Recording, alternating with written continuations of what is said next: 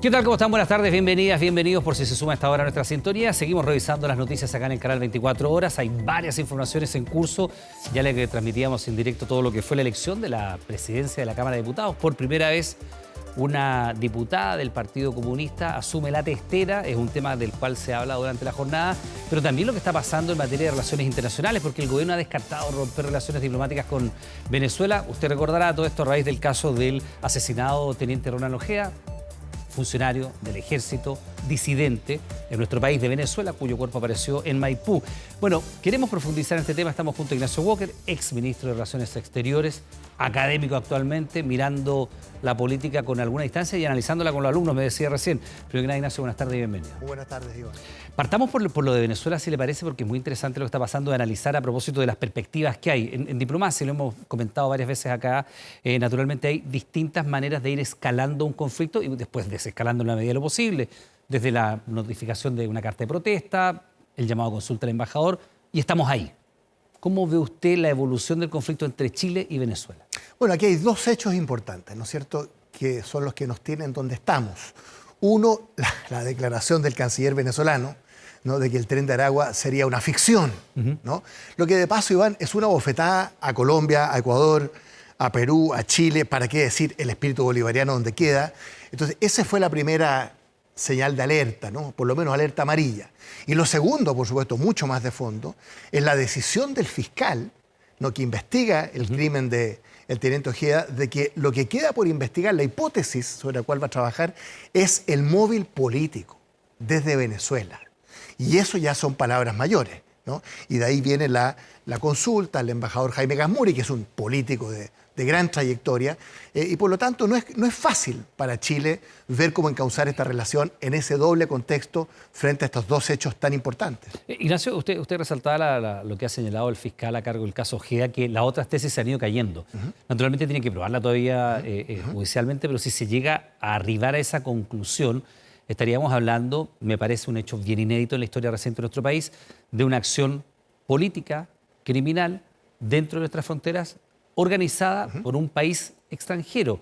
¿Cuál es la gravedad de un hecho como ese? Bueno, muy grave. A ver, primero, efectivamente el fiscal llega a esto por descarte, pero eso no es menor, porque ¿qué estamos descartando? Que no es un secuestro extorsivo, por supuesto, que no hay recursos económicos comprometidos, todo el modus operandi no fue muy... Pero no es un simple crimen. ¿Ah? No es un simple crimen. No es delincuencia común. Bueno, entonces sería tan grave que creo yo que de llegar a acreditarse una participación del régimen de Maduro en el asesinato del teniente Ronald Ojeda en territorio chileno, eso amerita ruptura de relaciones. Absolutamente. O sea, si la tesis de la Fiscalía se comprueba judicialmente, hay que romper relaciones. Absolutamente. Sería gravísimo. En la historia de Chile, yo no tengo recuerdo de algo parecido. ¿Ah? Entonces yo creo Tenemos que... recuerdos a la inversa, de que Chile haya ordenado la ejecución de ciudadanos chilenos y extranjeros en el extranjero claro. durante la dictadura. Eso está muy acreditado. Mire usted lo que fue la reacción del gobierno de Jimmy Carter, sí, claro, con el asesinato de Letelier. Por eso, recuerdos tenemos a la inversa, de que en régimen dictatorial en Chile se hizo aquello. A la inversa yo no recuerdo. Bueno, pero aquí lo que está en el fondo, Iván, es el carácter del régimen de Maduro. Un régimen que se ha reído de la comunidad internacional. Piensa usted el acuerdo de Barbados del año pasado. Toda la comunidad internacional, Europa, Estados Unidos, América Latina, concurren a un acuerdo para la realización de elecciones libres y democráticas en Venezuela. Y eso realmente el régimen de Maduro lo ignora absolutamente, ¿no? No deja inscribirse a los candidatos. Entonces, la verdad es que el régimen de Maduro está jugando con fuego. Aquí hay tres dictaduras en América Latina. Una dinastía comunista, Cuba, y dos dictaduras corruptas, ¿no es cierto?, Maduro y Ortega. Ahora, el presidente Boric, el canciller Van Claveren, la Cancillería, los partidos de izquierda en general en Chile han sido muy claros en esta materia, ¿no?, de condenar las graves violaciones a los derechos humanos. Recuerde usted el informe de Michelle Bachelet, alta comisionada de Derechos Humanos, el 2019, sobre graves violaciones a los derechos humanos en Venezuela, salvo un partido en Chile, el Partido Comunista, que sigue apoyando y aprobando, ¿no?, lo que es el régimen de Maduro. Es la única excepción en nuestro país. Ya vamos a ir a eso porque, de hecho, la presidencia de la Cámara que hoy día en manos de una diputada comunista, que además la más votada que hay en la Cámara actualmente. Pero sigamos antes con el tema de Venezuela, porque usted dice Venezuela se ríe en la cara de todo el mundo. Pero ¿qué capacidad de presión tiene un país como Chile? Que desde el punto de vista económico nuestro intercambio con Venezuela no es significativo, para ellos menos todavía, por supuesto. La distancia física hace que las relaciones naturalmente no sean tan estrechas como sería con Argentina, con Perú, con Bolivia, que tenemos fronteras en común. Acá no hay frontera en común y además, pese a ser dos gobiernos de izquierda, claramente hay una distancia ideológica importante. De hecho, desde el régimen de Maduro han sido muy hostiles en sus declaraciones hacia el presidente Boric. A Venezuela, ¿qué le pasa cuando Chile llama al embajador a consulta? En la práctica no le pasa nada. Solos muy poca. ¿Y qué influencia tenemos? Casi ninguna. Ya. Pero Chile con el presidente Boric, Brasil con el presidente Lula, Colombia con el presidente Petro, ambos han hecho una crítica en semanas recientes por el tema, ¿no es cierto?, electoral. Súmele México, que siempre está más preocupado en su realidad interna, pero entonces los gobiernos de izquierda de América Latina, por ejemplo, invocar la Carta Democrática Interamericana del año 2001, que es muy fuerte en este sentido.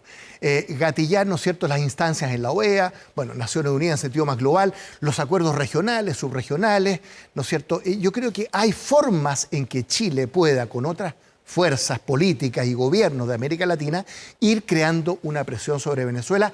Eso creo que es mucho más potente que, por supuesto, hacer un saludo a la bandera, por así decirlo, y actuar solo. Porque yo no creo que en Venezuela, a lo mejor estamos equivocados, pero no creo que en Venezuela estén hablando del retiro del embajador Gasmurio, de la llamada consulta del embajador Gasmurio. No creo que marque agenda en Venezuela esto. Pero fíjese que la Cancillería ya como que dijo ahora que va a colaborar, ¿no es cierto?, con la investigación. La Cancillería venezolana. De Venezuela, con la investigación en curso. Entonces, yo creo, mire, a ningún país, especialmente en nuestra América Latina, que es tan precaria, le es completamente indiferente lo que hace o no hace la comunidad internacional, ¿no?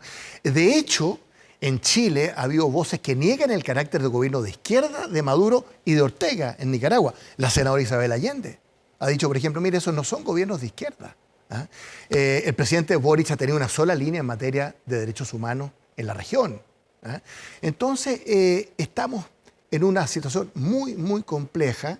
El fiscal abre una avenida de investigación, el móvil político, desde Venezuela, y yo creo que hay que perseverar en esa línea. Razón adicional para no romper relaciones diplomáticas hoy día, porque necesitamos algún tipo de colaboración de Venezuela. Yendo a eso y basándome en las mismas respuestas que usted ha dado a propósito de cómo el régimen de Maduro se ha reído en la cara de la comunidad internacional, o sea, evidentemente eso ha sido así.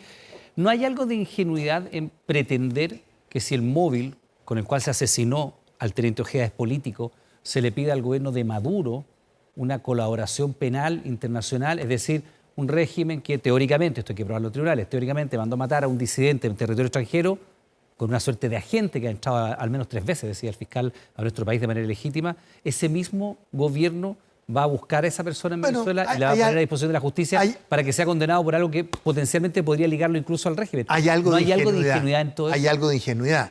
Pero el fiscal ha invocado la cooperación penal internacional. Hay un acuerdo de cooperación de enero, que es un poquito de letra muerta. Lo único que ha ocurrido es un avión. Bueno, pero Iván, un gobierno, un Estado democrático como Chile, basado en el Estado de Derecho, un país que tiene una estrecha relación con Venezuela de muchos años y décadas.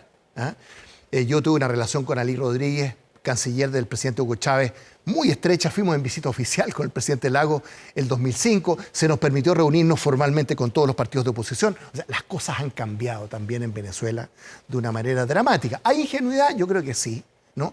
Pero uno tiene que agotar todos los medios, ¿no es cierto?, legítimos, institucionales, para tratar de avanzar en la determinación de la verdad, que es lo importante. Ignacio, ¿y si eso fuera una medida dilatoria? Porque también uno puede pedir esta cooperación penal internacional, que es lo que se ha hecho, pero pueden pasar semanas, podrían pasar meses eventualmente. No es sencillo dar con el paradero a una persona que está fugándose de la justicia y ponerla a disposición de otros. Muchas veces estos juicios de extradición, que no es el caso, demoran hasta años. ¿Hasta cuándo hay que esperar una reacción del régimen de Maduro para decir, mire, esta es la persona que ustedes están solicitando? Ahí va. Eso lo determina el Ministerio Público. Pero en su opinión como ex canciller, yo creo que hay que darse un plazo prudente este año. Este año, en principio, estas investigaciones, prudencia. Sí, estas investigaciones no son de la noche a la mañana. Hay que ver cómo transcurre de aquí a diciembre y el gobierno tendrá que evaluar, ¿no? Aquí hay que confiar en la capacidad del presidente Boric, que le insisto, que en esta materia de derechos humanos a nivel internacional ha sido de una gran coherencia. Ahora, si uno escala en estas medidas, como decíamos, está la nota de protesta, el llamado a consulta del embajador, el retiro de la embajada, después romper relaciones. El romper relaciones, que es lo que usted plantea, en un momento si es que efectivamente se acredita, o sea, si se acredita efectivamente que el móvil del asesinato es político, el de Ojeda, y se originó en Venezuela. Sí, claro. Si se rompen relaciones, ¿No es más el perjuicio para nuestro país? Estoy pensando en la crisis de seguridad interna que tiene Chile hoy día y la imposibilidad que habría a partir de entonces de seguir deportando ciudadanos venezolanos que cometan delitos, aunque sea una pequeña cantidad como se está haciendo. Es que eso es lo que yo le iba a decir. O sea, supongamos que hoy día rompemos relaciones con Venezuela. Esta semana Chile rompe relaciones con Venezuela. ¿Qué ganamos? ¿Qué ganamos? ¿No? En todas estas materias. ¿Y qué perdemos? Bueno, uno puede perder una cierta voz, ¿no es cierto?, una cierta firmeza en relaciones internacionales frente a un país con el cual ya hay una relación muy frágil. Entonces, yo le insisto, o sea, si rompemos relaciones es darnos un gustito, ¿no? La oposición está pidiendo eso, pero yo creo que no hay ningún beneficio. No solo la oposición, algunas voces del oficialismo también se han ido sumando. Bueno, pero mire, esto al final lo evalúa el presidente de la República, ¿no? Tenemos un gran embajador en Venezuela, que es un político de una dilatada trayectoria, Jaime Gazmuri. Está este acuerdo de cooperación. Entonces, bueno, habrá que ver el límite del gobierno, pero el límite del Ministerio Público, porque aquí hay un fiscal que es dueño de la investigación, ¿no? Y que hay que poner todos los instrumentos al servicio de él, ¿no? Y el gobierno lo sabe. Usted vio, Manuel Monsalve, el subsecretario, recibe hoy día a la viuda, al abogado. Bueno, eso va creando una cierta dinámica. Ahora, también hay muchas dudas a propósito de cuánta candidez o cuánta buena voluntad tenía nuestro país en relación a Venezuela, ya que usted habla de la figura del subsecretario Monsalve, que va hasta Caracas, firma un documento. No hay una contraparte en ese acuerdo. No hay una contraparte, no hay una autoridad venezolana que está a cargo de la ejecución de ese acuerdo. Y da la impresión de que eso no solo es letra muerta, sino que más bien no fue en nada provechoso para nuestro país ir a hacer ese despliegue. Bueno, pero mire, ex post, claro, todos apreciamos esto de una manera determinada, pero déjeme darle un ejemplo. El director de la PDI el año pasado dijo que el 2022 había habido en Chile 77 secuestros, con la participación de 44 venezolanos, 9 colombianos. Entonces, frente a esa realidad, que es la arista del tema de la inmigración, ¿no? Los 500.000 y tantos venezolanos que hay en Chile, la inmensa mayoría de los cuales están en actividades productivas, económicas, por razones económicas, sociales. Imagínense la dictadura oprobiosa de Venezuela.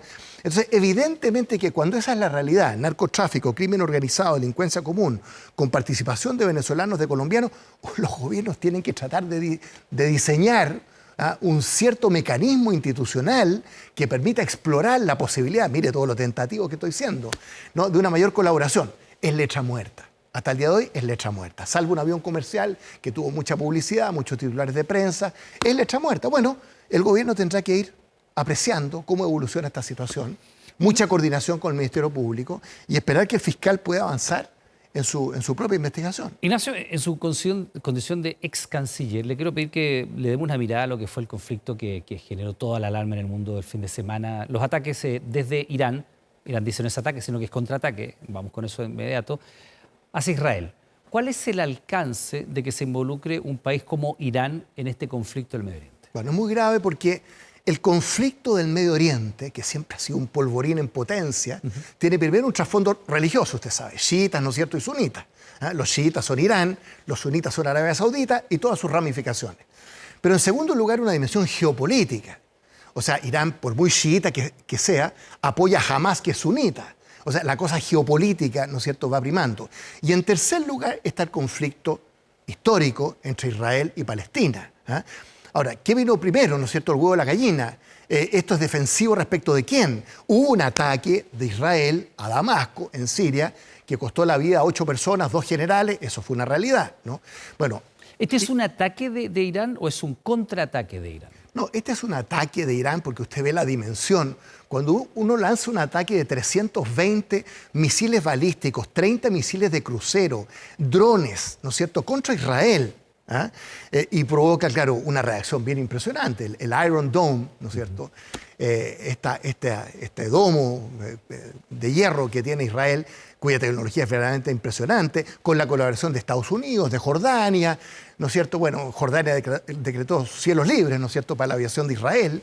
Entonces, ahí el conflicto, el mayor riesgo hoy día es el escalamiento del conflicto entre palestinos e israelíes en relación a Medio Oriente. Y por eso Estados Unidos, Europa, China ha estado bastante callado, también Rusia, han pedido que no haya escalamiento, ¿no es cierto?, autorrestricción respecto a Israel, que me parece muy razonable. Pero ahí estamos a un tris, ¿no es cierto?, de algo que gatille un conflicto de mayor proporción, claro, en el Medio Oriente. Si uno se va, Ignacio, a lo que es la actual guerra que está llevando adelante Israel en la Franja de Gaza, donde hay más de 30.000 víctimas civiles en estos 6 meses o algo así. Naturalmente esto parte en un ataque, que es el ataque de Hamás a territorio israelí, donde están todas las víctimas fatales, un centenar de víctimas, más todos los que están supuestamente todavía cautivos en la Franja de Gaza. Y la respuesta de Israel fue eso, invadir la Franja de Gaza, partiendo por el norte, por el Paso de Erez y avanzando hacia el sur. Y hoy día prácticamente está todo el territorio tomado por el gobierno de Israel, por el ejército de Israel, con más de 30.000 víctimas fatales. En este caso, ¿hay alguna posibilidad real de que Israel tenga una reacción de esas características contra Irán? Porque son países de envergaduras muy distintas. Siria es distinto de Libia, del Líbano, de Irán, potencia atómica, hegemónica en la zona. Pero mire, hay 3 elementos. Uno, el ataque del 7 de octubre, ¿no es cierto?, de parte de Hamás, que merece una condena categórica, es un acto de terrorismo, como ha sido el presidente Boric, el gobierno de Chile, un acto terrorista, cobarde. 1.200 personas asesinadas civiles, mujeres, niños, adultos mayores. Bueno. Segundo, el derecho de Israel a defenderse, obviamente, de ese ataque. Eso está absolutamente codificado. Pero tercero, la acción indiscriminada de Israel en la Franja de Gaza con más de 33.000 víctimas fatales, claro, decenas de miles de heridos, cientos de miles de desplazados. O sea, a Israel claramente se le pasó la mano. Es absolutamente inadmisible. Internacional, perdón, Ignacio, no ha tenido, la comunidad internacional, ¿por qué no ha tenido la capacidad que tuvo hoy día Estados Unidos de decirle a Israel, momento, si usted responde a este ataque de Irán, es probable que acá tengamos un escenario de conflicto bélico global? ¿Por qué Estados Unidos o la comunidad internacional no ha tenido la capacidad antes de decirle a Israel, su derecho a defensa está más que cubierto con esta invasión que está realizando? Bueno, el mensaje del presidente Joe Biden a Netanyahu ha sido clarísimo desde el principio. Después del apoyo inicial, le dijo, mire, ¿cuáles son nuestras líneas rojas? Bueno, está la ayuda humanitaria, el derecho humanitario del derecho internacional, ¿no? Y en ese sentido creo que Estados Unidos ha sido muy claro. Acuérdense que se abstuvo en el Consejo de Seguridad y se aprobó la resolución sobre el cese de hostilidades, cese al fuego. Eso fue por primera vez, Inés. Por primera vez, bueno, pero es que así es las relaciones internacionales. Son señales, ¿no?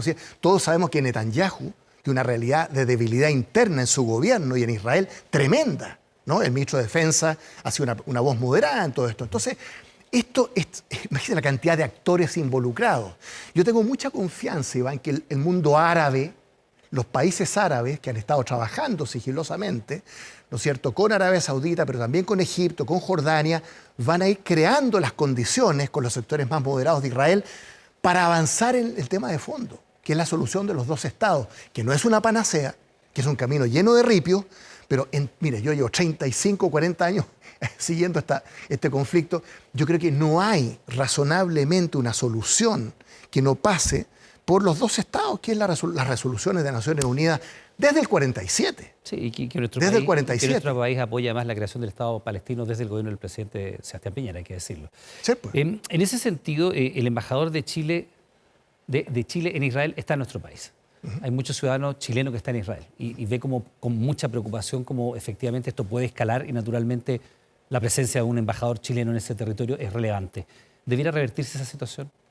Esa es una apreciación que tiene que hacer la Cancillería. Pero su opinión. No, mire, yo nunca doy consejos en materia política por la televisión. Sino que, Ignacio, le pido que se ponga la posición de los chilenos en Israel que ven que su embajador está en Chile. Sí, pero también está la comunidad palestina, ¿no es cierto?, en Chile, que es la más grande del mundo, fuera del Medio Oriente.